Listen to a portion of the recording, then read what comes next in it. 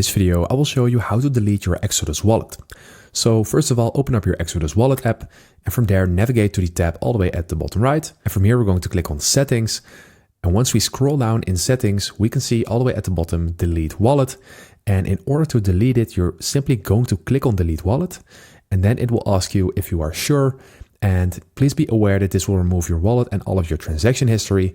And before you do this, please be sure that you have your wallet backed up, because this way you can recover this wallet back anytime.